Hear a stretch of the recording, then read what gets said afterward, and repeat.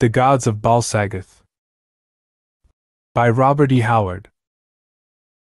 Weird Tales, October 1931.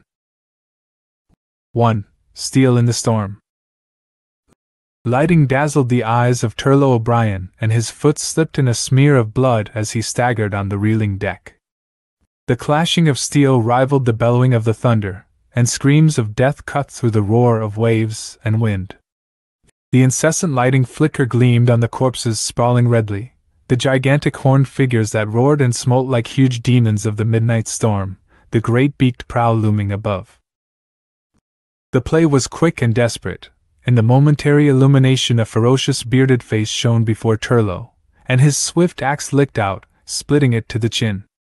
In the brief, utter blackness that followed the flash, an unseen stroke swept Turlo's helmet from his head and he struck back blindly, feeling his axe sink into flesh, and hearing a man howl. Again the fires of the raging skies sprang, showing the gale the ring of savage faces, the hedge of gleaming steel that hemmed him in. Back against the mainmast Turlo parried and smote, then through the madness of the fray a great voice thundered, and in a flashing instant the gale caught a glimpse of a giant form, a strangely familiar face. Then the world crashed into fire-shot blackness. Consciousness returned slowly. Turlo was first aware of a swaying, rocking motion of his whole body which he could not check. Then a dull throbbing in his head racked him, and he sought to raise his hands to it. Then it was he realized he was bound hand and foot, not an altogether new experience. Clearing sight showed him that he was tied to the mast of the dragon ship whose warriors had struck him down. Why they had spared him, he could not understand, because if they knew him at all, they knew him to be an outlaw, an outcast from his clan, who would pay no ransom to save him from the very pits of hell. The wind had fallen greatly, but a heavy sea was flowing, which tossed the long ship like a chip from gulf-like trough to foaming crest. A round silver moon, peering through broken clouds, lighted the tossing billows. The gale, raised on the wild west coast of Ireland, knew that the serpent ship was crippled. He could tell it by the way she labored, plowing deep into the spume, heeling to the lift of the surge. Well, the tempest which had been raging on these southern waters had been enough to damage even such staunch craft as these Vikings built. The same gale had caught the French vessel on which Turlo had been a passenger, driving her off her course and far southward. Days and nights had been a blind, howling chaos in which the ship had been hurled, flying like a wounded bird before the storm. And in the very rack of the tempest a beaked prow had loomed in the scud above the lower, broader craft, and the grappling irons had sunk in. Surely these Norsemen were wolves, and the bloodlust that burned in their hearts was not human. In the terror and roar of the storm they leaped howling to the onslaught, and while the raging heavens hurled their full wrath upon them, and each shock of the frenzied waves threatened to engulf both vessels, these sea-wolves glutted their fury to the utmost, true sons of the sea, whose wildest rages found echo in their own bosoms. It had been a slaughter rather than a fight. The Celt had been the only fighting man aboard the doomed ship, and now he remembered the strange familiarity of the face he had glimpsed just before he was struck down. Who?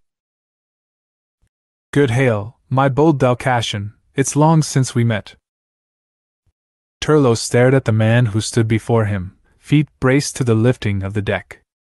He was of huge stature, a good half-head taller than Turlo, who stood well above 6 feet. His legs were like columns, his arms like oak and iron. His beard was of crisp gold, matching the massive armlets he wore.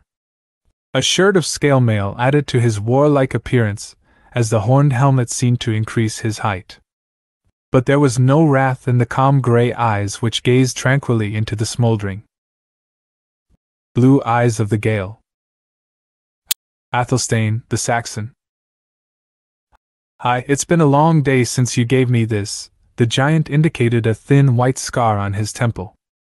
We seem fated to meet on nights of fury. We first crossed steel the night you burned Thorfill's Scally. Then I fell before your axe and you saved me from Brogar's picks, alone of all the folk who followed Thorfill. Tonight it was I who struck you down." He touched the great two-handed sword strapped to his shoulders, and Turlo cursed. "Nay, revile me not," said Athelstane with a pained expression. "I could have slain you in the press I struck with the flat, but knowing you Irish have cursed hard skulls, I struck with both hands. You have been senseless for hours. Lodbrog would have slain you with the rest of the merchant ship's crew, but I claimed your life. But the Vikings would only agree to spare you on condition that you be bound to the mast. They know you of old." "Where are we?" "Ask me not. The storm blew us far out of our course.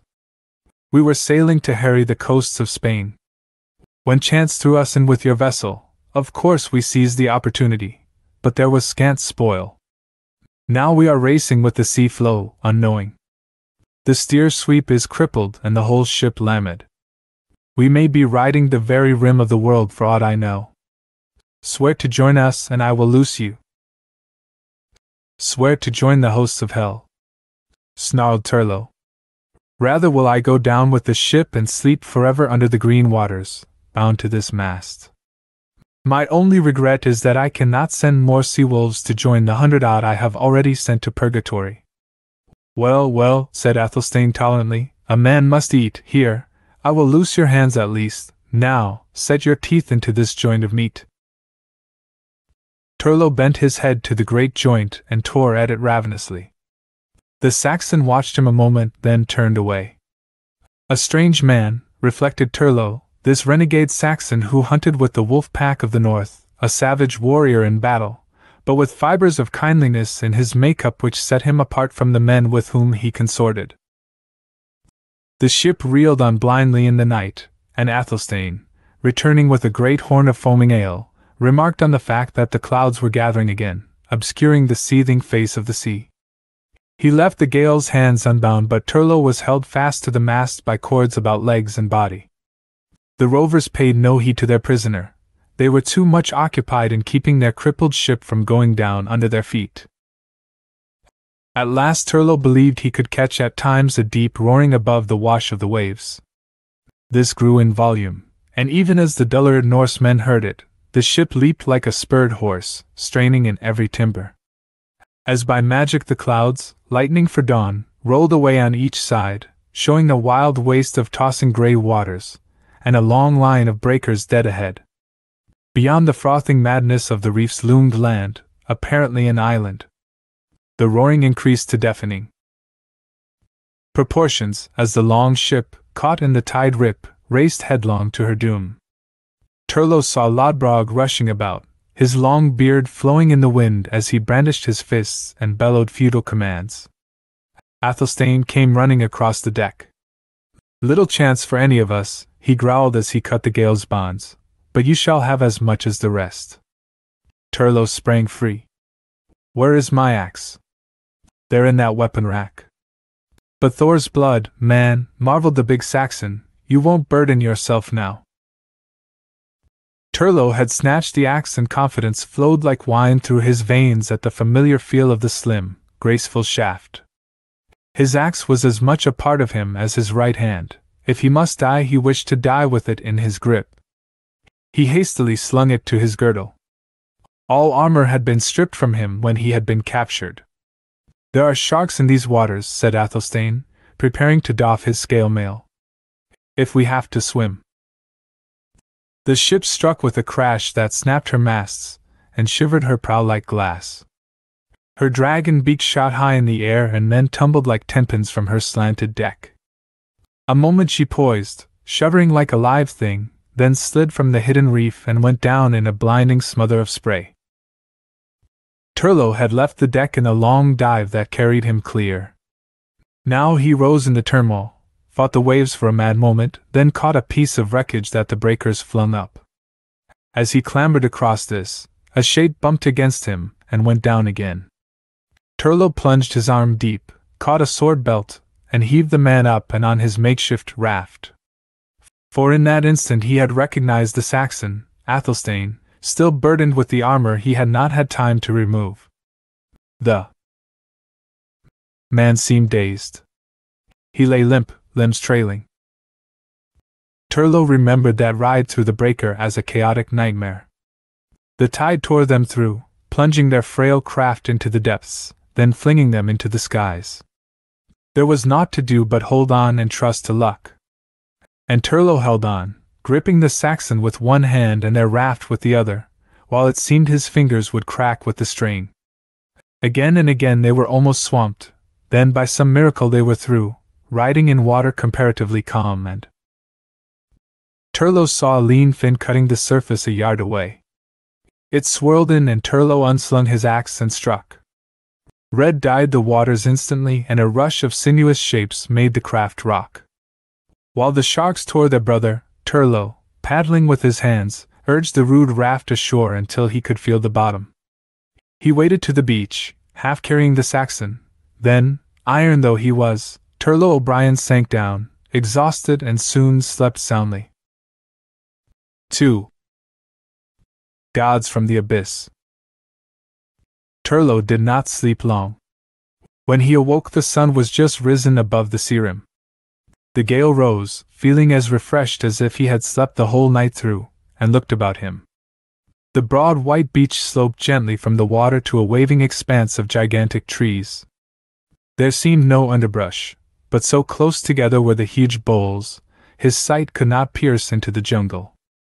Athelstane was standing some distance away on a spit of sand that ran out into the sea.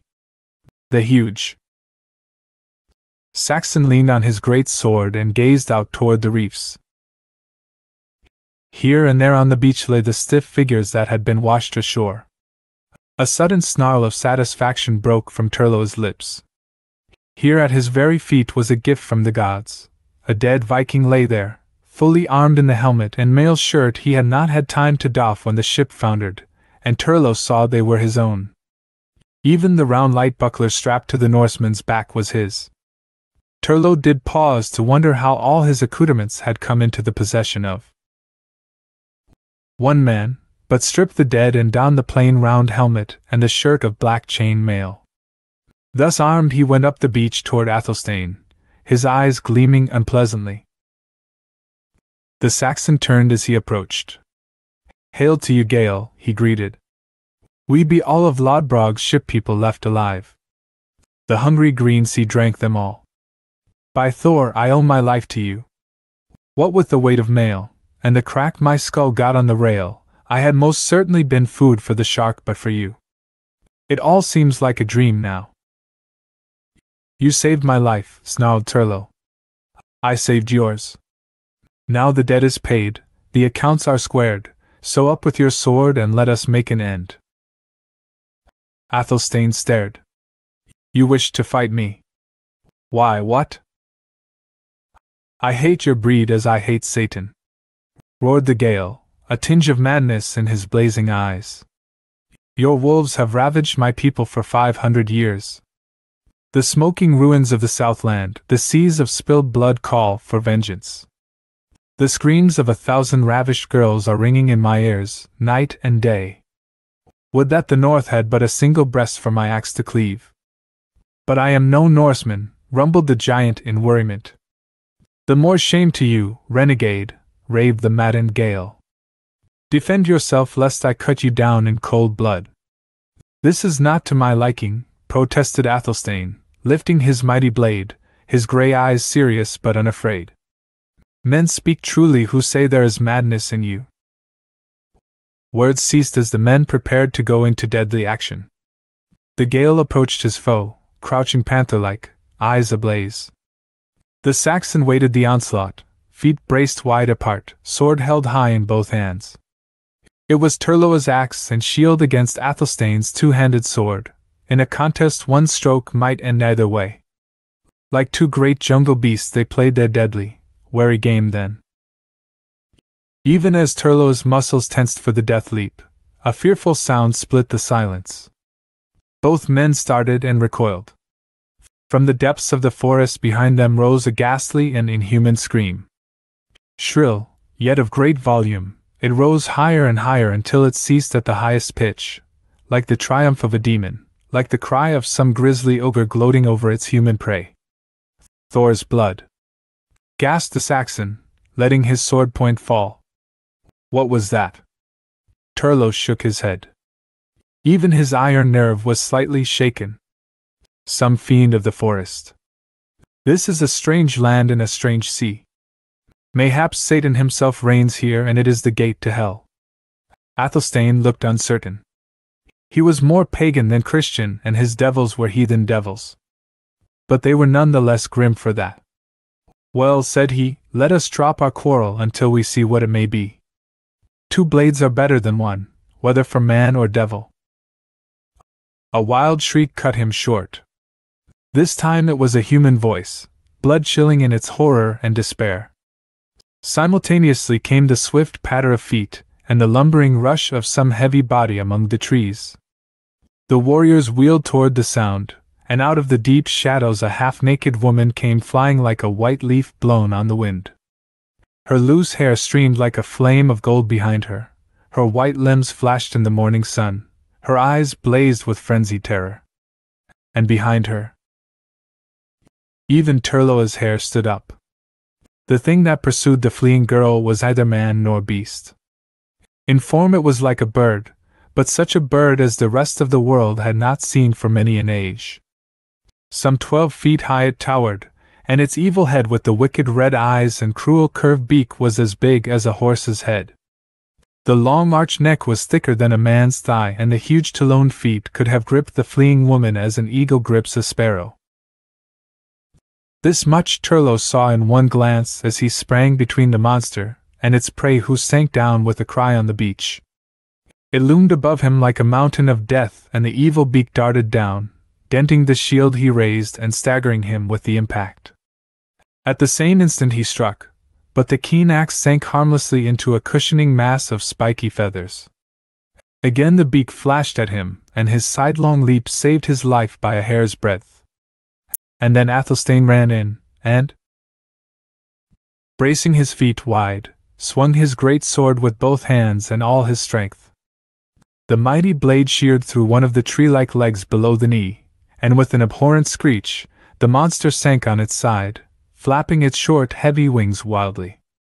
Turlo drove the back spike of his axe between the glaring red eyes, and the gigantic bird kicked convulsively, and lay still. Thor's blood. Athelstane's grey eyes were blazing with battle lust. Truly we've come to the rim of the world. Watch the forest lest another come forth, snapped Turlo, turning to the woman who had scrambled to her feet and stood panting, eyes wide with wonder. She was a splendid young animal, tall, clean-limbed, slim and shapely. Her only garment was a sheer bit of silk hung carelessly about her hips. But though the scantiness of her dress suggested the savage, her skin was snowy white, her loose hair of purest gold, and her eyes gray. Now she spoke hastily, stammeringly, in the tongue of the Norse, as if she had not so spoken in years. You, who are you men? When come you? What do you on the Isle of the Gods? Thor's blood, rumbled the Saxon. She's of our own kind. Not mine, snapped Turlo, unable even in that moment to forget his hate for the people of the North. The girl looked curiously at the two. The world must have changed greatly since I left it, she said, evidently in full control of herself once more, else how is it that wolf and wild bull hunt together? By your black hair, you are a Gael, and you, big man, have a slur in your speech that can be naught but Saxon. We are 2 outcasts, answered Turlo. You see these dead men lining the strand. They were the crew of the dragon's ship which bore us here, storm-driven. This man, Athelstane, once of Wessex, was a swordsman on that ship, and I was a captive. I am Turlo Dub, once a chief of Clan Na O'Brien. Who are you, and what land is this? This is the oldest land in the world, answered the girl. Rome, Egypt, Cathay are as but infants beside it. I am Brunhild, daughter of Rain Thorfinn's son, of the Orkneys, and until a few days ago, queen of this ancient kingdom. Turlo looked uncertainly at Athelstane. This sounded like sorcery. After what we have just seen, rumbled the giant, I am ready to believe anything. But are you in truth Rain Thorfinn's son's stolen child? I, cried the girl, I am that one. I was stolen when Tostig the Mad raided the Orkneys and burned Rain's steading in the absence of its master.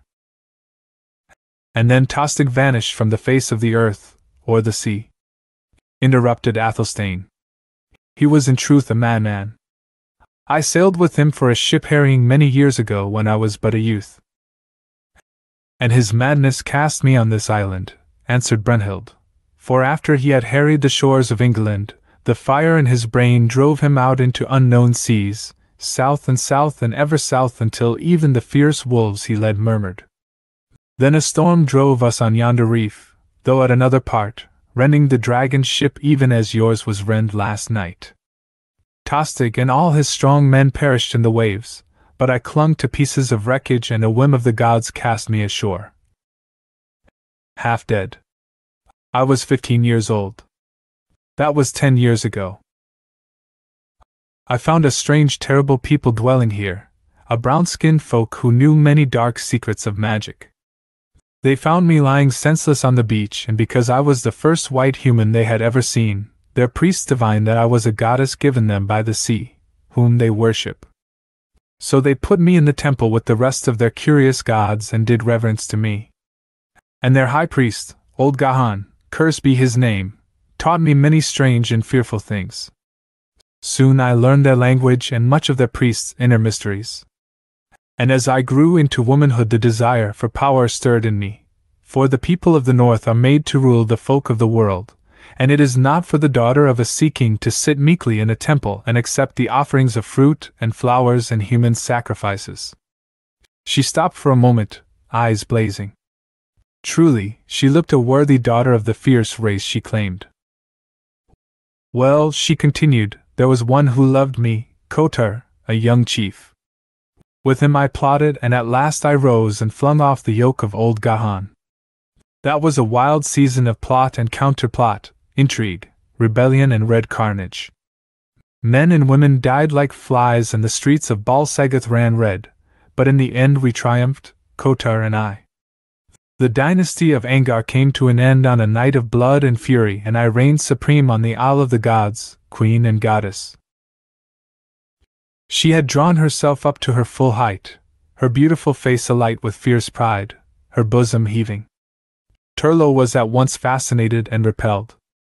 He had seen rulers rise and fall, and between the lines of her brief narrative he read the bloodshed and carnage, the cruelty and the treachery, sensing the basic ruthlessness of this girl-woman. But if you were queen, he asked, how is it that we find you hunted through the forests of your domain by this monster, like a runaway serving wench?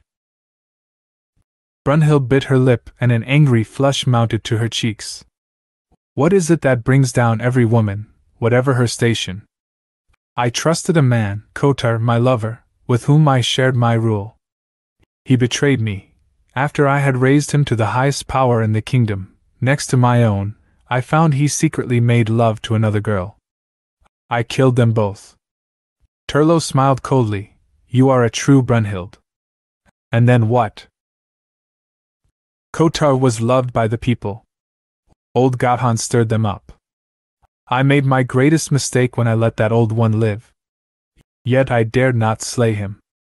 Well, Gahan rose against me, as I had risen against him, and the warriors rebelled, slaying those who stood faithful to me.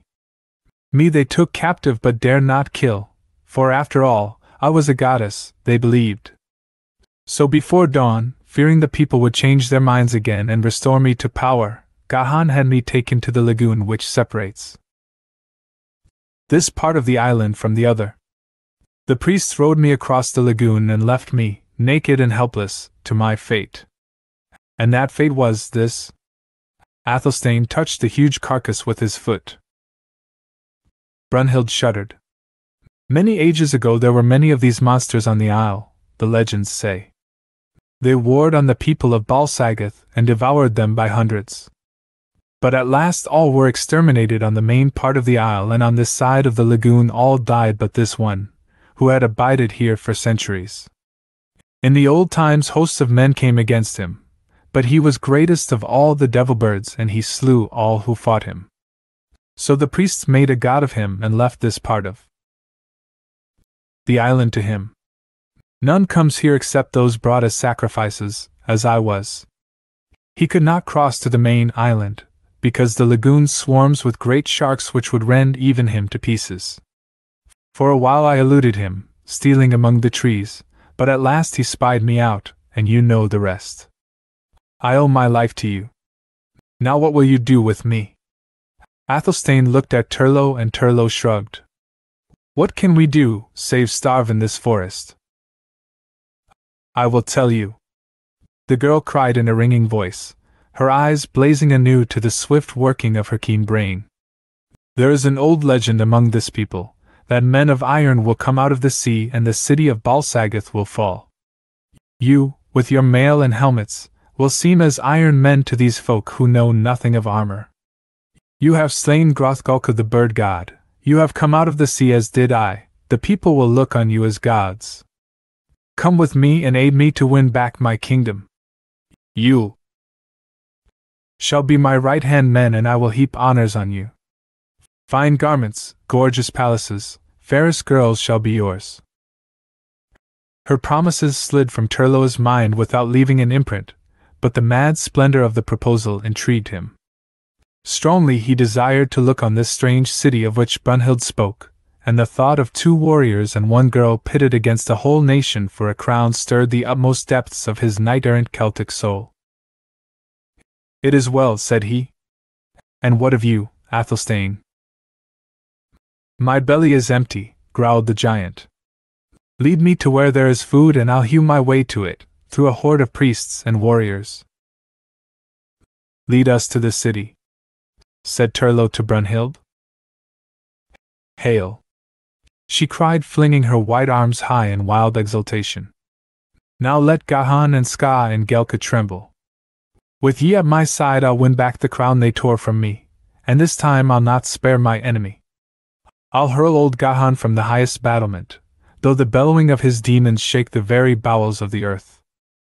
And we shall see if the god Geo-Elgaroth shall stand against the sword that cut Hrothgalka's leg from under him. Now hew the head from this carcass that the people may know. You have overcome the bird god. Now follow me, for the sun mounts the sky and I would sleep in my own palace tonight. The 3 passed into the shadows of the mighty forest. The interlocking branches, hundreds of feet above their heads, made dim and strange such sunlight as filtered through. No life was seen except for an occasional gaily hued bird or a huge ape. These beasts, Brunhild said, were survivors of another age, harmless except when attacked. Presently the growth changed somewhat. The trees thinned and became smaller, and fruit of many kinds was seen among the branches. Brunhild told the warriors which to pluck and eat as they walked along. Turlo was quite satisfied with the fruit, but Athelstane, though he ate enormously, did so with scant relish. Fruit was light sustenance to a man used to such solid stuff as formed his regular diet. Even among the gluttonous Danes the Saxons' capacity for beef and ale was admired. Look! Cried Brunhild sharply, halting and pointing. The spires of Bal-Sagoth. Through the trees the warriors caught a glimmer, white and shimmery, and apparently far away. There was an illusory impression of towering battlements, high in the air, with fleecy clouds hovering about them.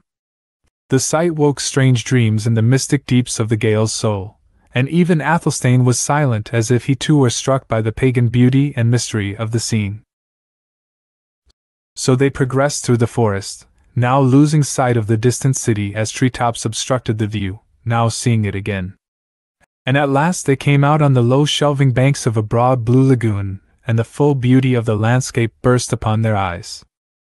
From the opposite shores the country sloped upward in long gentle undulations which broke like great slow waves at the foot of a range of blue hills a few miles away. These wide swells were covered with deep grass and many groves of trees, while miles away on either hand there was seen curving away into the distance the strip of thick forest which Brunhild said belted the whole island. And among those blue dreaming hills brooded the age-old city of Bal-Sagoth, its white walls and sapphire towers clean-cut against the morning sky. The suggestion of great distance had been an illusion. "Is that not a kingdom worth fighting for?" cried Brunhild, her voice vibrant. "Swift now, let us bind this dry wood together for a raft. We could not live an instant swimming in that shark-haunted water."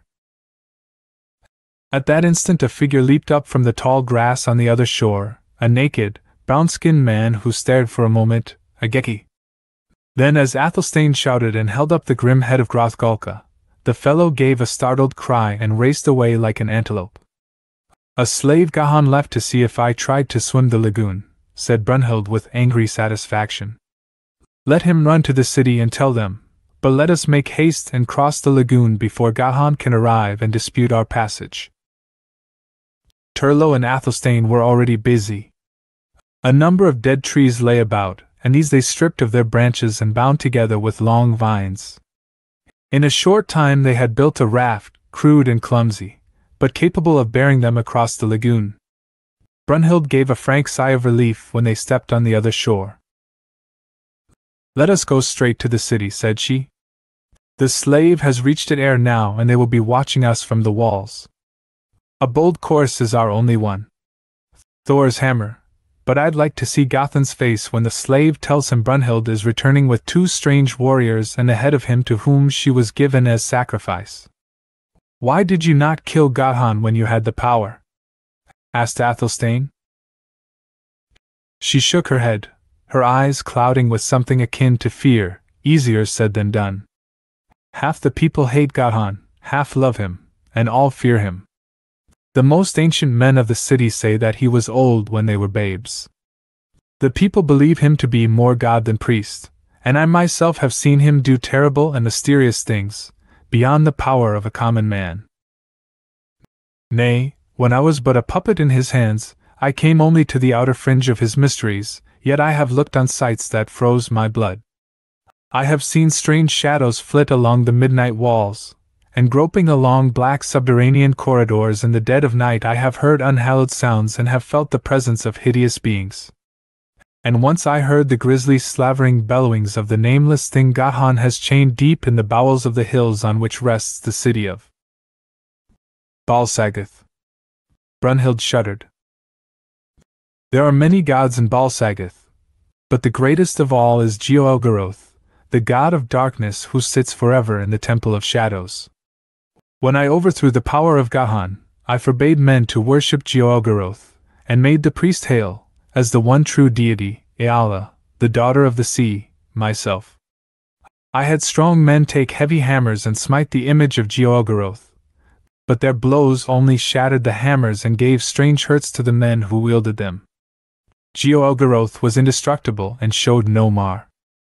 So I desisted and shut the door of the Temple of Shadows, which were opened only when I was overthrown, and Gahan, who had been skulking in the secret places of the city, came again into his own.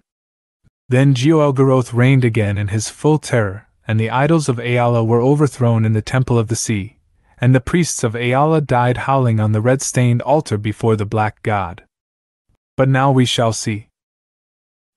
"Surely you are a very Valkyrie," muttered Athelstane. "But 3 against a nation is great odds, especially such a people as this, who must assuredly be all witches and sorcerers." "Bah!" cried Brunhild contemptuously. "There are many sorcerers, it is true, but though the people are strange to us, they are mere fools in their own way, as are all nations. When Gahan led me captive down the streets they spat on me. Now watch them turn on Ska, the new king Gahan has given them, when it seems my star rises again. But now we approach the city gates, be bold but wary." They had ascended the long swelling slopes and were not far from the walls which rose immensely upward. Surely, thought Turlo, heathen gods built this city. The walls seemed of marble, and with their fretted battlements and slim watchtowers, dwarfed the memory of such cities as Rome, Damascus, and Byzantium. A broad white winding road led up from the lower levels to the plateau before the gates, and as they came up this road, the 3 adventurers felt hundreds of hidden eyes fixed on them with fierce intensity. The walls seemed deserted. It might have been a dead city. But the impact of those staring eyes was felt.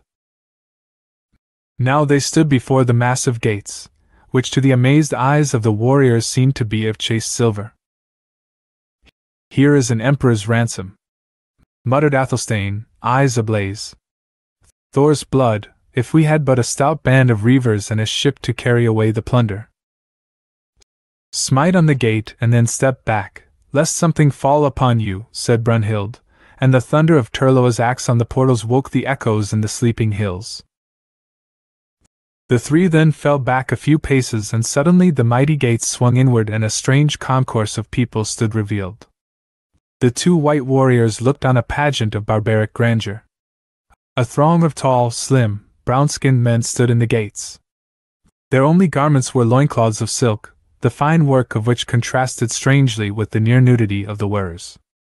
Tall waving plumes of many colors decked their heads, and armlets and leglets of gold and silver, crusted with gleaming gems, completed their ornamentation.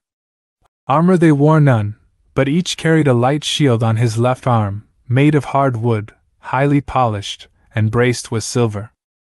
Their weapons were slim-bladed spears, light hatchets and slender daggers, all bladed with fine steel. Evidently these warriors depended more on speed and skill than on brute force. At the front of this band stood three men who instantly commanded attention. One was a lean hawk-faced warrior, almost as tall as Athelstane, who wore about his neck a great golden chain from which was suspended a curious symbol in jade. One of the other men was young, evil-eyed, an impressive riot of colors in the mantle of parrot feathers which swung from his shoulders. The third man had nothing to set him apart from the rest save his own strange personality. He wore no mantle, bore no weapons. His only garment was a plain loincloth. He was very old. He alone of all the throng was bearded, and his beard was as white as the long hair which fell about his shoulders. He was very tall and very lean, and his great dark eyes blazed as from a hidden fire. Turlo knew without being told that this man was Gahan, priest of the Black God. The ancient exuded a very aura of age and mystery. His great eyes were like windows of some forgotten temple, behind which passed like ghosts his dark and terrible thoughts. Turlo sensed that Gahan had delved too deep in forbidden secrets to remain altogether human.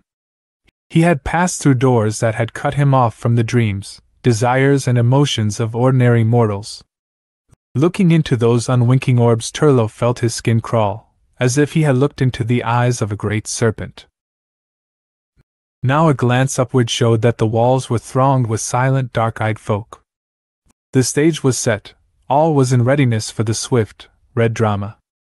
Turlo felt his pulse quicken with fierce exhilaration, and Athelstane's eyes began to glow with ferocious light. Brunhild stepped forward boldly, head high, her splendid figure vibrant. The white warriors naturally could not understand what passed between her and the others, except as they read from gestures and expressions, but later Brunhild narrated the conversation almost word for word. "Well, people of Bal-Sagoth," said she, spacing her words slowly, "what words have you for your goddess whom you mocked and reviled?" "What will you have, false one?" exclaimed the tall man, Ska, the king set up by Gahan. "You who mocked at the customs of our ancestors, defied the laws of Bal-Sagoth, which are older than the world, murdered your lover and defiled the shrine of Jeolgaroth. You were doomed by law, king and god, and placed in the grim forest beyond the lagoon. And I, who am likewise a goddess and greater than any god," answered Brunhild mockingly, "am returned from the realm of horror with the head of Hrothgulka."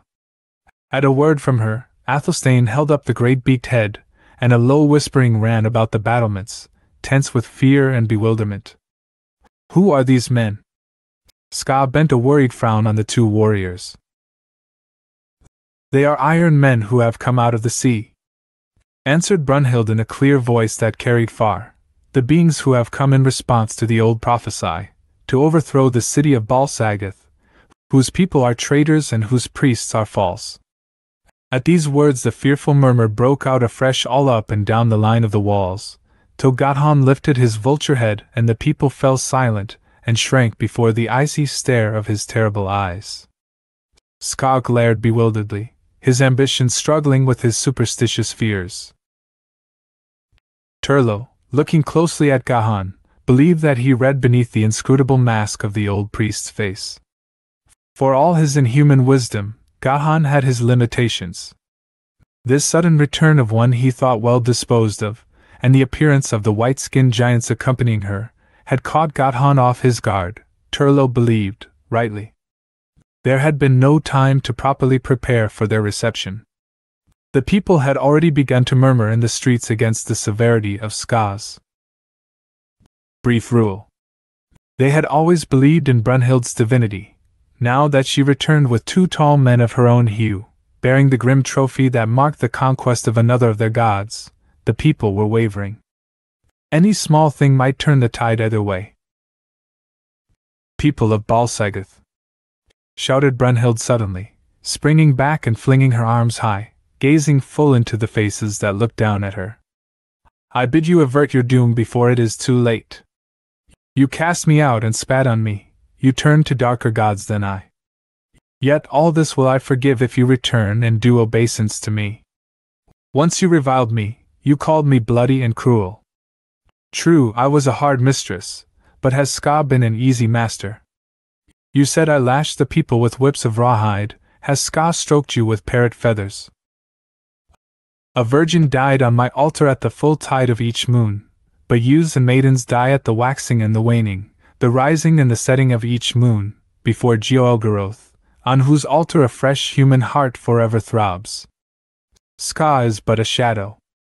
Your real lord is Gahan, who sits above the city like a vulture. Once you were a mighty people, your galleys filled the seas. Now you are a remnant, and that is dwindling fast. Fools! You will all die on the altar of Gods ere Gahan is done, and he will stalk alone among the silent ruins of Bal-Sagoth. Look at him!" Her voice rose to a scream as she lashed herself to an inspired frenzy, and even Turlo, to whom the words were meaningless, shivered. "Look at him where he stands there like an evil spirit out of the past. He is not even human. I tell you, he is a foul ghost, whose beard is dabbled with the blood of a million butcheries, an incarnate fiend out of the mist of the ages come to destroy the people of Bal-Sagoth. Choose now. Rise up against the ancient devil and his blasphemous gods, receive your rightful queen and deity again, and you shall regain some of your former greatness. Refuse, and the ancient prophecy shall be fulfilled and the sun will set on the silent and crumbled ruins of Bal-Sagoth." Fired by her dynamic words, a young warrior with the insignia of a chief sprang to the parapet and shouted, "Hail to Ayala! Down with the bloody gods!" Among the multitude many took up the shout and steel clashed as a score of fights started. The crowd on the battlements and in the streets surged and eddied, while Ska glared bewildered. Brunhild, forcing back her companions who quivered with eagerness for action of some kind, shouted, "Hold! Let no man strike a blow yet. People of Bal-Sagoth, it has been a tradition since the beginning of time that a king must fight for his crown. Let Ska cross steel with one of these warriors. If Ska wins, I will kneel before him and let him strike off my head. If Ska loses, then you shall accept me as your rightful queen and goddess." A great roar of approval went up from the walls as the people ceased their brawls, glad enough to shift the responsibility to their rulers. "Will you fight, Ska?" asked Brunhild, turning to the king mockingly. "Or will you give me your head without further argument?" "Slut!" howled Ska, driven to madness. "I will take the skulls of these fools for drinking cups, and then I will rend you between 2 bent trees." Gahan laid a hand on his arm and whispered in his ear, but Ska had reached the point where he was deaf to all but his fury. His achieved ambition, he had found, had faded to the mere part of a puppet dancing on Gothan's string. Now even the hollow bauble of his kingship was slipping from him, and this wench mocked him to his face before his people. Ska went, to all practical effects stark mad. Brunhild turned to her two allies. One of you must fight Ska. Let me be the one, urged Turlo, eyes dancing with eager battlelust. He has the look of a man quick as a wildcat, and Athelstane, while a very bull for strength, is a thought slow for such work.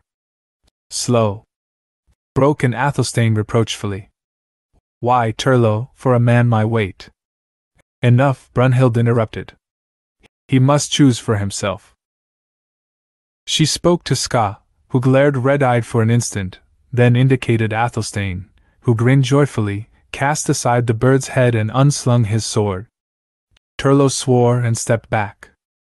The king had decided that he would have a better chance against this huge buffalo of a man who looked slow, than against the black-haired tigerish warrior, whose cat-like quickness was evident. This Ska is without armor, rumbled the Saxon. Let me likewise doff my mail and helmet so that we fight on equal terms. No, cried Brunhild. Your armor is your only chance. I tell you, this false king fights like the play of summer lightning. You will be hard put to hold your own as it is. Keep on your armor, I say.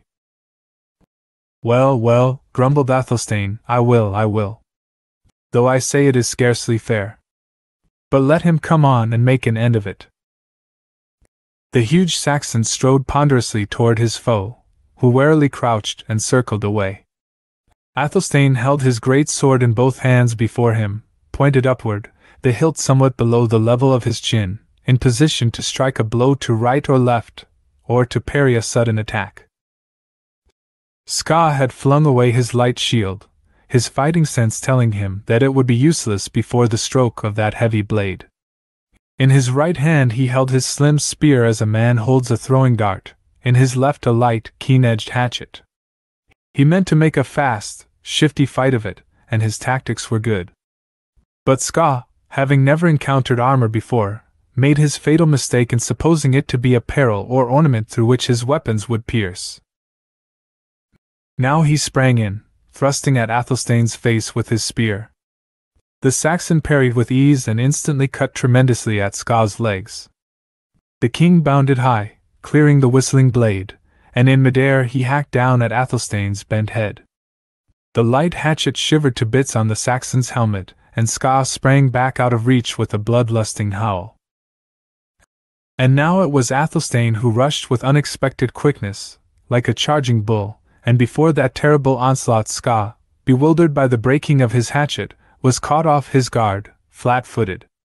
He caught a fleeting glimpse of the giant looming over him like an overwhelming wave, and he sprang in, instead of out, stabbing ferociously. That mistake was his last. The thrusting spear glanced harmlessly from the Saxon's mail, and in that instant the great sword sang down in a stroke the king could not evade. The force of that stroke tossed him as a man is tossed by a plunging bull. A dozen feet away fell Ska, king of Bal-Sagoth, to lie shattered and dead in a ghastly welter of blood and entrails. The throng gaped, struck silent by the prowess of that deed. "Hew off his head!" cried Brunhild, her eyes flaming as she clenched her hands so that the nails bit into her palms. "Impale that carrion's head on your sword point so that we may carry it through the city gates with us as token of victory." But Athelstane shook his head, cleansing his blade. "Nay, he was a brave man, and I will not mutilate his corpse. It is no great feat I have done, for he was naked and I full armed. Else it is in my mind, the brawl had gone differently." Turlo glanced at the people on the walls. They had recovered from their astonishment, and now a vast roar went up. "Ayala! Hail to the true goddess!" And the warriors in the gateway dropped to their knees and bowed their foreheads in the dust before Brunhild, who stood proudly erect, bosom heaving with fierce triumph. Truly, thought Turlo, she is more than a queen, she is a shield woman, a Valkyrie, as Athelstane said. Now she stepped aside and, tearing the golden chain with its jade symbol from the dead neck of Ska, held it on high and shouted, "People of Bal-Sagoth, you have seen how your false king died before this golden-bearded giant, who being of iron, shows no single cut. Choose now, do you receive me of your own free will? Aye, we do. The multitude answered in a great shout. Return to your people, O mighty and all-powerful queen. Brunhild smiled sardonically. Come, said she to the warriors. They are lashing themselves into a very frenzy of love and loyalty, having already forgotten their treachery. The memory of the mob is short. Aye, thought Turlo, as at Brunhild's side he and the Saxon passed through the mighty gates between files of prostrate chieftains. Aye, the memory of the mob is very short. But a few days have passed since they were yelling as wildly for Ska the Liberator. Scant hours had passed since Ska sat enthroned, master of life and death, and the people bowed before his feet. Now, Turlo glanced at the mangled corpse which lay deserted and forgotten before the silver gates. The shadow of a circling vulture fell across it. The clamor of the multitude filled Turlo's ears, and he smiled a bitter smile. The great gates closed behind the three adventurers, and Turlo saw a broad white street stretching away in front of him. Other lesser streets radiated from this one. The two warriors caught a jumbled and chaotic impression of great white stone buildings shouldering each other, of sky-lifting towers and broad stair-fronted palaces. Turlo knew there must be an ordered system by which the city was laid out, but to him all seemed a waste of stone and metal and polished wood, without rhyme or reason. His baffled eyes sought the street again. Far up the street extended a mass of humanity, from which rose a rhythmic thunder of sound. Thousands of naked, gaily plumed men and women knelt there, bending forward to touch the marble flags with their foreheads, then swaying back with an upward flinging of their arms, all moving in perfect unison like the bending and rising of tall grass before the wind. And in time to their bowing they lifted a monotone chant that sank and swelled in a frenzy of ecstasy. So her wayward people welcomed back the goddess Ayala. Just within the gates Brunhild stopped, and there came to her the young chief who had first raised the shout of revolt upon the walls.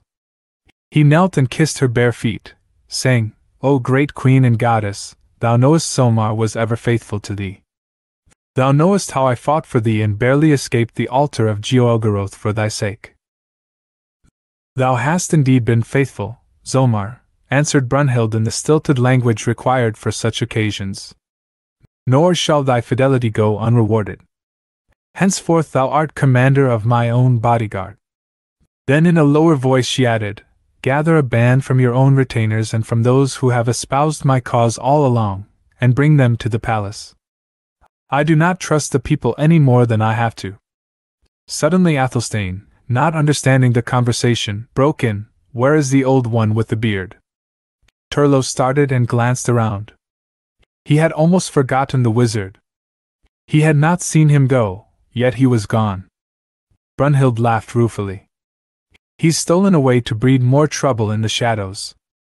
He and Gelka vanished when Ska fell. He has secret ways of coming and going, and none may stay him. Forget him for the time being, heed ye well, we shall have plenty of him anon. Now the chiefs brought a finely carved and highly ornamented palanquin carried by two strong slaves, and Brunhild stepped into this, saying to her companions, They are fearful of touching you, but ask if you would be carried. I think it better that you walk, one on each side of me. Thor's blood, rumbled Athelstane, shouldering the huge sword he had never sheathed. I'm no infant. I'll split the skull of the man who seeks to carry me. And so up the long white street went Brunhild, daughter of Rain Thorfinn's son in the Orkneys, goddess of the sea, queen of age-old Bal-Sagoth. Borne by two great slaves she went, with a white giant striding on each side with bared steel, and a concourse of chiefs following, while the multitude gave way to right and left, leaving a wide lane down which she passed. Golden trumpets sounded a fanfare of triumph, drums thundered, chants of worship echoed to the ringing skies. Surely in this riot of glory, this barbaric pageant of splendor, the proud soul of the north-born girl drank deep and grew drunken with imperial pride. Athelstane's eyes glowed with simple delight at this flame of pagan magnificence, but to the black-haired fighting man of the West, It seemed that even in the loudest clamor of triumph, the trumpet, the drum and shouting faded away into the forgotten dust and silence of eternity.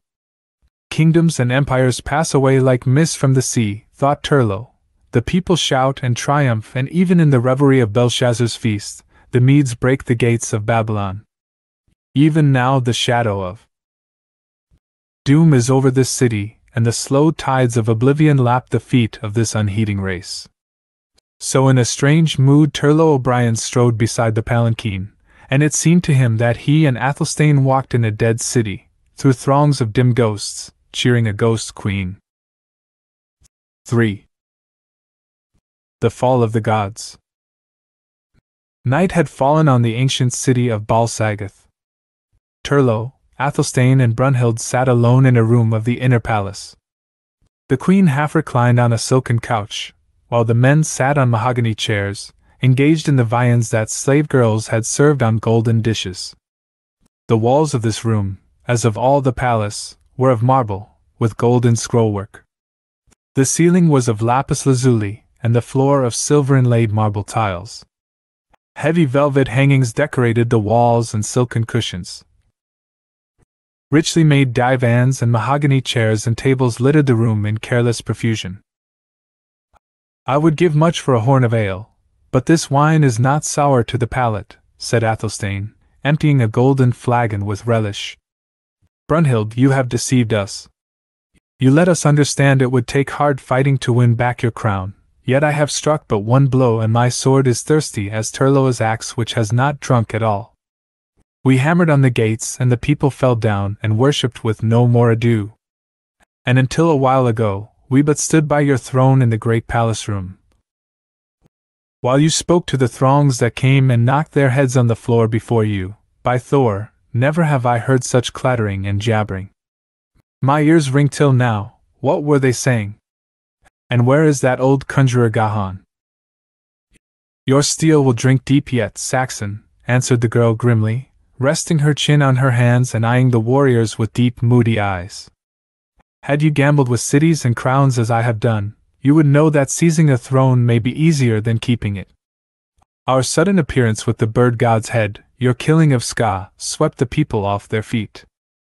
As for the rest, I held audience in the palace as you saw, even if you did not understand, and the people who came in bowing droves were assuring me of their unswerving loyalty. Ha! I graciously pardon them all, but I am no fool. When they have time to think, they will begin to grumble again. Gahan is lurking in the shadows somewhere, plotting evil to us all, you may be sure. This city is honeycombed with secret corridors and subterranean passages of which only the priests know. Even I, who have traversed some of them when I was Gothan's puppet, know not where to look for the secret doors, since Gahan always led me through them blindfolded. Just now, I think I hold the upper hand. The people look on you with more awe than they regard me. They think your armor and helmets are part of your bodies and that you are invulnerable. Did you not note them timidly touching your mail as we passed through the crowd, and the amazement on their faces as they felt the iron of it? For a people so wise in some ways they are very foolish in others, said Turlo. Who are they and whence came they? They are so old, answered Brunhild, that their most ancient legends give no hint of their origin. Ages ago they were a part of a great empire which spread out over the many isles of this sea. But some of the islands sank and vanished with their cities and people. Then the red-skinned savages assailed them, and isle after isle fell before them. At last only this island was left unconquered, and the people have become weaker and forgotten many ancient arts. For lack of ports to sail to, the galleys rotted by the wharves which themselves crumbled into decay. Not in the memory of man has any son of Bal-Sagoth sailed the seas. At irregular intervals the red people descend upon the Isle of the Gods, traversing the seas in their long war canoes which bear grinning skulls on the prows. Not far away as a Viking would reckon a sea voyage, but out of sight over the sea rim lie the islands inhabited by those red men who centuries ago slaughtered the folk who dwelt there. We have always beaten them off. They cannot scale the walls, but still they come, and the fear of their raid is always hovering over the isle.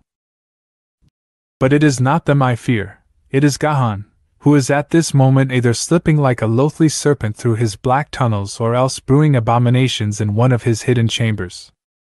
In the caves deep in the hills to which his tunnels lead, he works fearful and unholy magic. His subjects are beasts, serpents, spiders, and great apes, and men, red captives and wretches of his own race. Deep in his grisly caverns he makes beasts of men and half men of beasts, mingling bestial with human in ghastly creation. No man dares guess at the horrors that have spawned in the darkness, or what shapes of terror and blasphemy have come into being during the ages Gahan has wrought his abominations, for he is not as other men, and has discovered the secret of life everlasting. He has at least brought into foul life one creature that even he fears, the gibbering, mowing, nameless thing he keeps chained in the farthest cavern that no human foot save his has trod. He would loose it against me if he dared. But it grows late, and I would sleep. I will sleep in the room next to this, which has no other opening than this door. Not even a slave girl will I keep with me, for I trust none of these people fully. You shall keep this room, and though the outer door is bolted, one had better watch while the other sleeps. Zomar and his guardsmen patrol the corridors outside, but I shall feel safer with 2 men of my own blood between me and the rest of the city. She rose, and with a strangely lingering glance at Turlo, entered her chamber and closed the door behind her. Athelstane stretched and yawned. Well, Turlo, said he lazily, men's fortunes are unstable as the sea. Last night I was the pick swordsman of a band of reavers and you a captive. This dawn we were lost outcasts springing at each other's throats. Now we are sword brothers and right-hand men to a queen. And you, I think, are destined to become a king. How so? Why, have you not noticed the Orkney girl's eyes on you? Faith, there's more than friendship in her glances that rest on those black locks and that brown face of yours. I tell you. Enough, Turlo's voice was harsh, as an old wound stung him. Women in power are white-fanged wolves. It was the spite of a woman that he stopped. Well, well, returned Athelstane tolerantly, there are more good women than bad ones. I know, it was the intrigues of a woman that made you an outcast. Well, we should be good comrades. I am an outlaw too. If I should show my face in Wessex I would soon be looking down on the countryside from a stout oak limb. What drove you out on the Viking path? So far have the Saxons forgotten the ocean ways that King Alfred was obliged to hire Frisian rovers to build and man his fleet when he fought the Danes. Athelstane shrugged his mighty shoulders and began whetting his dirk. I had a yearning for the sea even when I was a shock-headed child in Wessex. I was still a youth when I killed a young Jarl and fled the vengeance of his people.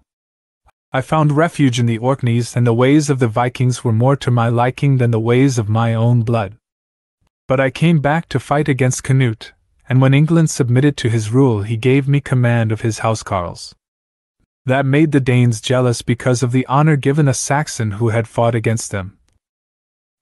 And the Saxons remembered I had left Wessex under a cloud once, and murmured that I was overly well favored by the conquerors. Well, there was a Saxon thane and a Danish jarl who one night at feast assailed me with fiery words, and I forgot myself and slew them both. So England was again barred to me. I took the Viking path again. Athelstane's words trailed off. His hands slid limply from his lap and the whetstone and dirk dropped to the floor. His head fell forward on his broad chest and his eyes closed. Too much wine, muttered Turlo. But let him slumber, I'll keep watch. Yet even as he spoke, the Gael was aware of a strange lassitude stealing over him.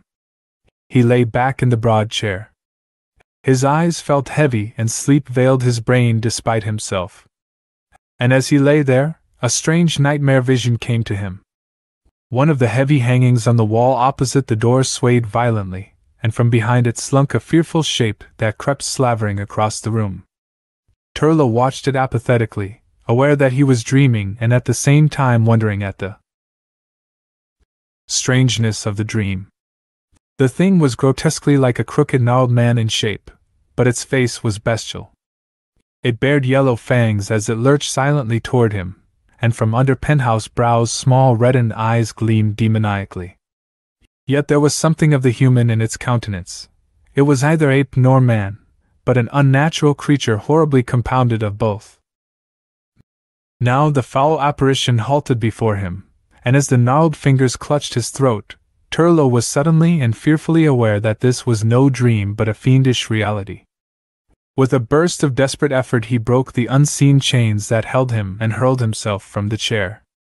The grasping fingers missed his throat, but quick as he was, he could not elude the swift lunge of those hairy arms, and the next moment he was tumbling about the floor in a death grip with the monster, whose sinews felt like pliant steel.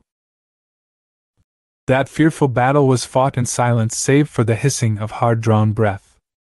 Turlo's left forearm was thrust under the apish chin, holding back the grisly fangs from his throat, about which the monster's fingers had locked.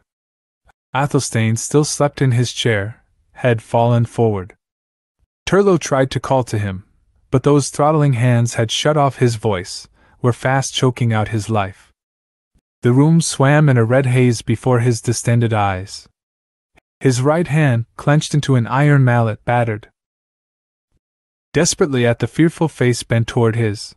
The beast-like teeth shattered under his blows and blood splattered, but still the red eyes gloated and the taloned fingers sank deeper and deeper until a ringing in Turlo's ears knelled his soul's departure. Even as he sank into semi-unconsciousness, his falling hand struck something his numbed fighting brain recognized as the dirk Athelstane had dropped on the floor. Blindly, with a dying gesture, Turlo struck and felt the fingers loosen suddenly. Feeling the return of life and power, he heaved up and over, with his assailant beneath him.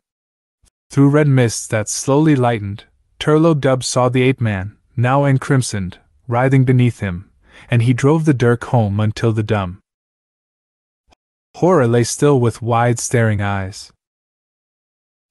The Gael staggered to his feet, dizzy and panting, trembling in every limb. He drew in great gulps of air, and his giddiness slowly cleared. Blood trickled plentifully from the wounds in his throat. He noted with amazement that the Saxon still slumbered. And suddenly he began to feel again the tides of unnatural weariness and lassitude that had rendered him helpless before. Picking up his axe, he shook off the feeling with difficulty and stepped toward the curtain from behind which the ape-man had come. Like an invisible wave, a subtle power emanating from those hangings struck him, and with weighted limbs he forced his way across the room. Now he stood before the curtain and felt the power of a terrific evil will beating upon his own, menacing his very soul, threatening to enslave him, brain and body. Twice he raised his hand and twice it dropped limply to his side. Now for the third time he made a mighty effort and tore the hangings bodily from the wall. For a flashing instant he caught a glimpse of a bizarre, half-naked figure in a mantle of parrot feathers and a headgear of waving plumes. Then as he felt the full hypnotic blast of those blazing eyes, he closed his own eyes and struck blind. He felt his axe sink deep, then he opened his eyes and gazed at the silent figure which lay at his feet, cleft head in a widening crimson pool. And now Athelstane suddenly heaved erect, eyes flaring bewilderedly, sword out. "What?" he stammered, glaring wildly. "Turlo, what in Thor's name's happened?" "Thor's blood. That is a priest there, but what is this dead thing?" "One of the devils of this foul city," answered Turlo, wrenching his axe free. "I think Godhan has failed again. This one stood behind the hangings and bewitched us unawares. He put the spell of sleep on us." I slept," the Saxon nodded dazedly. "But how came they here? There must be a secret door behind those hangings, though I cannot find it." Hark! From the room where the queen slept there came a vague scuffling sound, that in its very faintness seemed fraught with grisly potentialities. "Brunhild!" Turlo shouted. A strange gurgle answered him. He thrust against the door. It was locked. As he heaved up his axe to hew it open, Athelstane brushed him aside and hurled his full weight against it. The panels crashed, and through their ruins Athelstane plunged into the room. A roar burst from his lips. Over the Saxon's shoulder Turlo saw a vision of delirium. Brunhild, Queen of Bal-Sagoth, writhed helpless in midair, gripped by the black shadow of a nightmare. Then as the great black shape turned cold flaming eyes on them, Turlo saw it was a living creature. It stood manlike, upon two tree-like legs, but its outline and face were not of a man, beast or devil. This, Turlo felt, was the horror that even Gahan had hesitated to loose upon his foes, the archfiend that the demoniac priest had brought into life in his hidden caves of horror. What ghastly knowledge had been necessary? What hideous blending of human and bestial things with nameless shapes from outer voids of darkness? Held like a babe in arms, Brunhild writhed, eyes flaring with horror, and as the thing took a misshapen hand from her white throat to defend itself, a scream of heart-shaking fright burst from her pale lips. Athelstane, first in the room, was ahead of the gale. The black shape loomed over the giant Saxon, dwarfing and overshadowing him, but Athelstane, gripping the hilt with both hands, lunged upward. The great sword sank over half its length into the black body and came out crimson as the monster reeled back. A hellish pandemonium of sound burst forth, and the echoes of that hideous yell thundered through the palace and deafened the hearers. Turlo was springing in, axe high, when the fiend dropped the girl and fled reeling across the room, vanishing in a dark opening that now gaped in the wall. Athelstane, clean berserk, plunged after it. Turlo made to follow, but Brunhild, reeling up, threw her white arms around him in a grip even he could hardly break. No, she screamed, eyes ablaze with terror. Do not follow them into that fearful corridor. It must lead to hell itself. The Saxon will never return. Let you not share his fate. Loose me, woman! Roared Turlo in a frenzy, striving to disengage himself without hurting her. My comrade may be fighting for his life. Wait till I summon the guard, she cried, but Turlo flung her from him, and as he sprang through the secret doorway, Brunhild smote on the jade gong until the palace re-echoed. A loud pounding began in the corridor and Zomar's voice shouted, "Oh, Queen, are you in peril? Shall we burst the door? Hasten!" she screamed, as she rushed to the outer door and flung it open. Turlo, leaping recklessly into the corridor, raced along in darkness for a few moments, hearing ahead of him the agonized bellowing of the wounded monster and the deep, fierce shouts of the Saxon. Then these noises faded away in the distance as he came into the narrow passageway faintly lighted with torches stuck into niches. Face down on the floor lay a brown man, clad in gray feathers, his skull crushed like an eggshell. How long Turlo O'Brien followed the dizzy windings of the shadowy corridor he never knew. Other smaller passages led off to each side, but he kept to the main corridor. At last he passed under an arched doorway and came out into a strange vasty room. Somber massive columns upheld a shadowy ceiling so high it seemed like a brooding cloud arched against a midnight sky. Turlo saw that he was in a temple. Behind a black red-stained stone altar loomed a mighty form, sinister and abhorrent. The god Jeogaroth. Surely it must be he. But Turlo spared only a single glance for the colossal figure that brooded there in the shadows. Before him was a strange tableau. Athelstane leaned on his great sword and gazed at the two shapes which sprawled in a red welter at his feet. Whatever foul magic had brought the black thing into life, it had taken but a thrust of English steel to hurl it back into a limbo from whence it came. The monster lay half across its last victim, a gaunt white-bearded man whose eyes were starkly evil, even in death. Godhan! Ejaculated the startled Gale. I, the priest, I was close behind this troll or whatever it is, all the way along the corridor, but for all its size it fled like a deer. Once one in a feather mantle tried to halt it, and it smashed his skull and paused not an instant. At last we burst into this temple. I closed upon the monster's heels with my sword raised for the death cut. But Thor's blood. When it saw the Old One standing by that altar, it gave one fearful howl and tore him to pieces and died itself, all in an instant, before I could reach it and strike. Turlo gazed at the huge formless thing. Looking directly at it, he could form no estimate of its nature. He got only a chaotic impression of great size and inhuman evil. Now it lay like a vast shadow blotched out on the marble floor. Surely black wings beating from moonless gulfs had hovered over its birth, and the grisly souls of nameless demons had gone into its being. And now Brunhild rushed from the dark corridor with Silmar and the guardsmen. And from outer doors and secret nooks came others silently, warriors, and priests in feathered mantles, until a great throng stood in the Temple of Darkness. A fierce cry broke from the queen as she saw what had happened. Her eyes blazed terribly, and she was gripped by a strange madness. At last, she screamed, spurning the corpse of her arch-foe with her heel. At last I am true mistress of Bal-Sagoth. The secrets of the hidden ways are mine now, and old Gothan's beard is dabbled in his own blood. She flung her arms high in fearful triumph, and ran toward the grim idol, screaming exultant insults like a madwoman. And at that instant the temple rocked. The colossal image swayed outward, and then pitched suddenly forward as a tall tower falls. Turlo shouted and leaped forward, but even as he did, with a thunder like the bursting of a world, the god Gods crashed down upon the doomed woman, who stood frozen. The mighty image splintered into 1,000 great fragments, blotting from the sight of men forever Brunhild, daughter of Rain Thorfinn's son, queen of Bal-Sagoth. From under the ruins there oozed a wide crimson stream.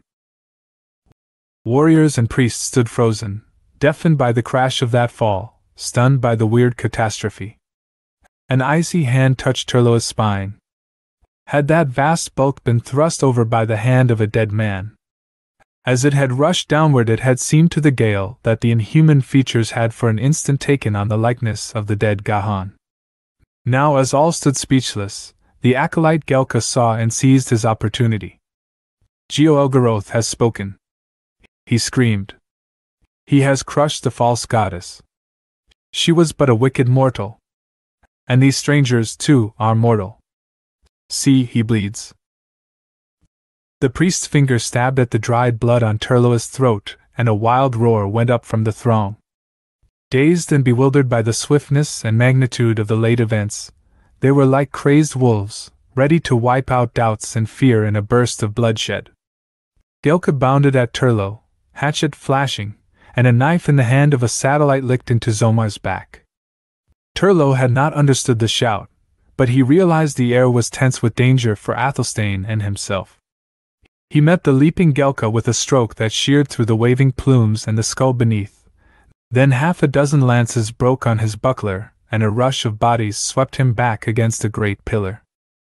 Then Athelstane, slow of thought, who had stood gaping for the flashing second it had taken this to transpire, awoke in a blast of awesome fury. With a deafening roar he swung his heavy sword in a mighty arc. The whistling blade whipped off a head, sheared through a torso and sank deep into a spinal column. The 3 corpses fell across each other, and even in the madness of the strife, men cried out at the marvel of that single stroke.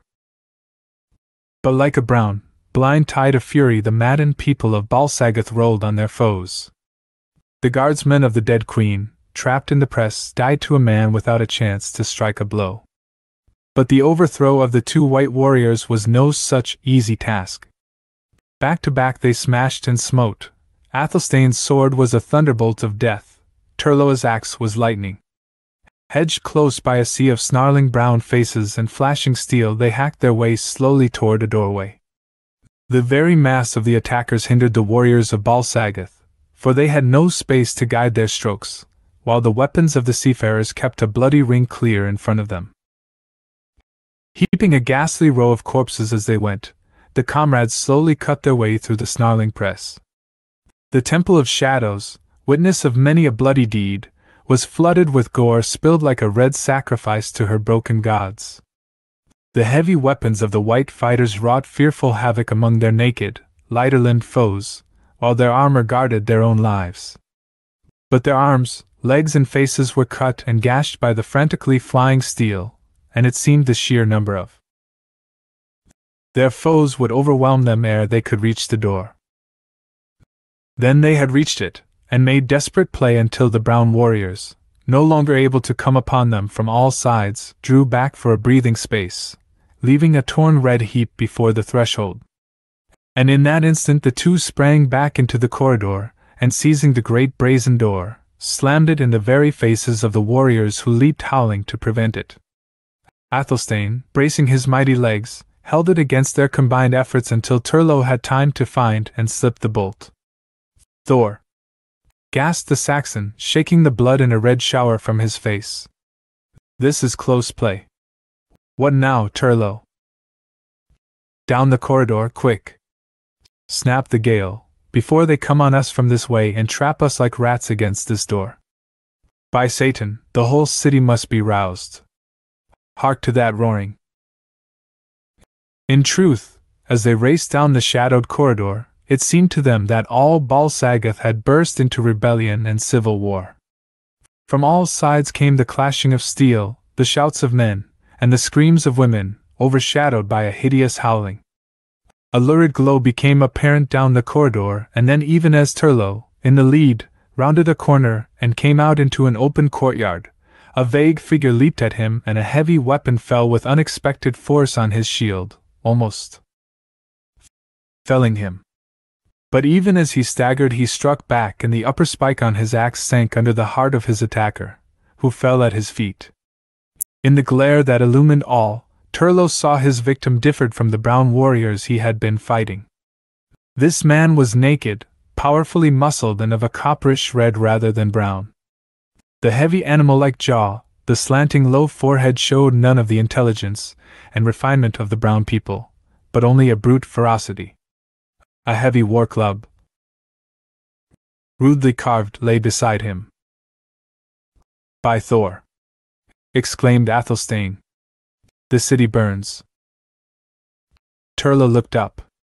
They were standing on a sort of raised courtyard from which broad steps led down into the streets, and from this vantage point they had a plain view of the terrific end of Bal-Sagoth. Flames leaped madly higher and higher, paling the moon, and in the red glare pygmy figures ran to and fro, falling and dying like puppets dancing to the tune of the black gods. Through the roar of the flames and the crashing of falling walls cut screams of death and shrieks of ghastly triumph. The city was swarming with naked, copper-skinned devils who burned and ravished and butchered in one red carnival of madness. The red men of the Isles. By the thousands they had descended on the Isle of the Gods in the night, and whether stealth or treachery let them through the walls, the comrades never knew, but now they ravened through the corpse-strewn streets, glutting their bloodlust in holocaust and massacre wholesale. Not all the gashed forms that lay in the crimson-running streets were brown. The people of the doomed city fought with desperate courage, but outnumbered and caught off guard, their courage was futile. The red men were like blood-hungry tigers. What ho, Turlo! Shouted Athelstane, beard a-bristle, eyes ablaze as the madness of the scene fired a like passion in his own fierce soul. The world ends. Let us into the thick of it, and glut our steel before we die. Who shall we strike for, the red or the brown? Steady! Snapped the Gale. Either people would cut our throats. We must hack our way through to the gates, and the devil take them all.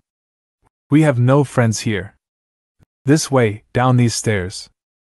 Across the roofs in yonder direction I see the arch of a gate. The comrades sprang down the stairs, gained the narrow street below and ran swiftly in the way Turlo indicated. About them washed a red inundation of slaughter. A thick smoke veiled all now, and in the murk chaotic groups merged, writhed and scattered, littering the shattered flags with gory shapes. It was like a nightmare in which demoniac figures leaped and capered, looming suddenly in the fire-shot mist, vanishing as suddenly. The flames from each side of the streets shouldered each other, singeing the hair of the warriors as they ran. Roofs fell in with an awesome thunder, and walls crashing into ruin filled the air with flying death. Men struck blindly from the smoke, and the seafarers cut them down, and never knew whether their skins were brown or red. Now a new note rose in the cataclysmic horror.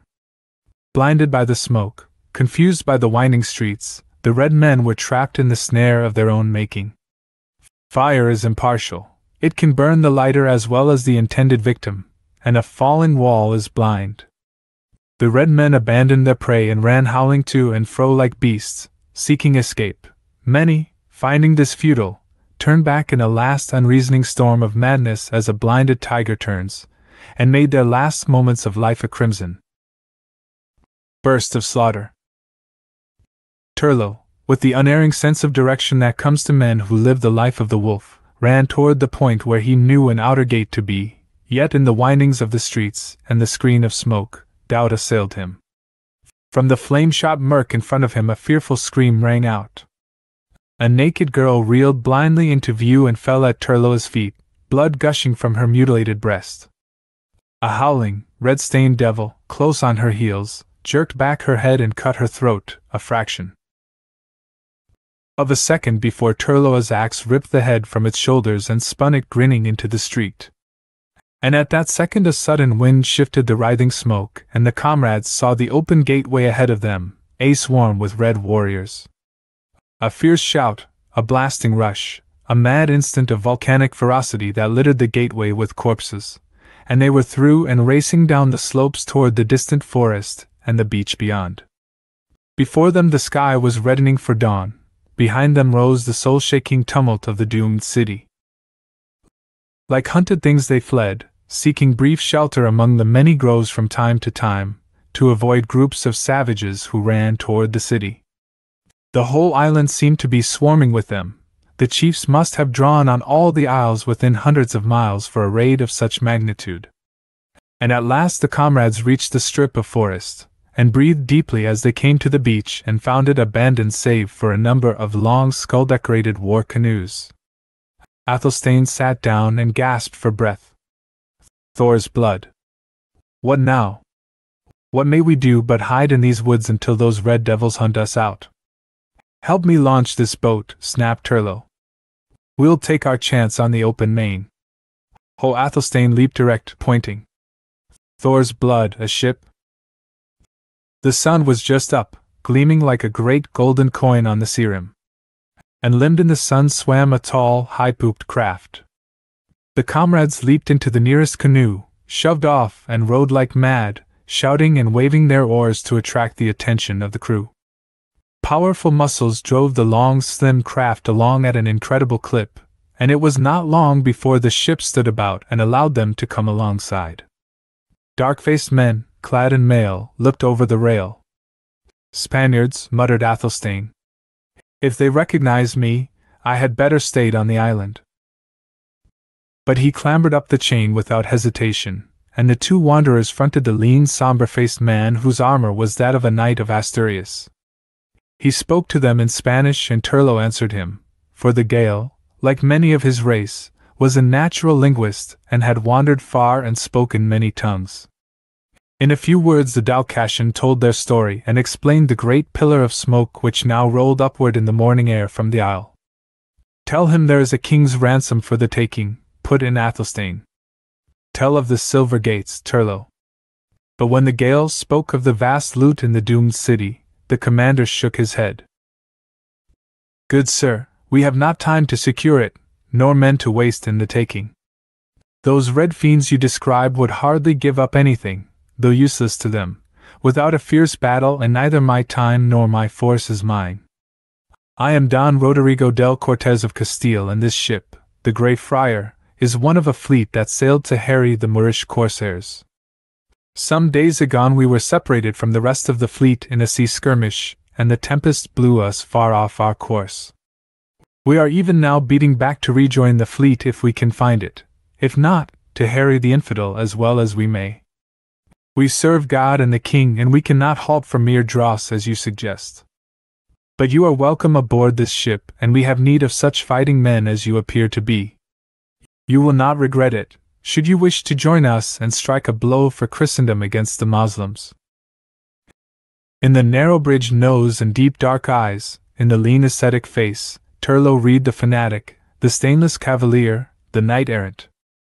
He spoke to Athelstane. This man is mad, but there are good blows to be struck and strange lands to see. Anyway, we have no other choice. One place is as good as another to masterless men and wanderers, quoth the huge Saxon. Tell him we will follow him to hell and singe the tail of the devil if there be any chance of loot. 4. Empire. Turlo and Athelstane leaned on the rail, gazing back at the swiftly receding island of the gods, from which rose a pillar of smoke, laden with the ghosts of 1,000 centuries and the shadows and mysteries of forgotten empire, and Athelstane cursed as only a Saxon can. A king's ransom, and after all that bloodletting, no loot. Turlo shook his head. We have seen an ancient kingdom fall, we have seen the last remnant of the world's oldest empire sink into flames in the abyss of oblivion, and barbarism rear its brute head above the ruins. So passed the glory and the splendor, and the imperial purple, in red flames and yellow smoke. But not one bit of plunder, persisted the Saxon. Again Turlo shook his head. I brought away with me the rarest gem upon the island, something for which men and women have died and the gutters run with blood. He drew from his girdle a small object, a curiously carved symbol of jade. The emblem of kingship, exclaimed Athelstane. Aye, as Brunhild struggled with me to keep me from following you into the corridor, this thing caught in my mail and was torn from the golden chain that held it. He who bears it is King of Bal-Sagoth, ruminated the mighty Saxon. As I predicted, Turlo, you are a king. Turlo laughed with bitter mirth and pointed to the great billowing column of smoke which floated in the sky away on the sea rim. Aye, a kingdom of the dead, an empire of ghosts and smoke. I am Ardrai of a phantom city. I am King Turlo of Bal-Sagoth, and my kingdom is fading in the morning sky. And therein it is like all other empires in the world, dreams and ghosts and smoke.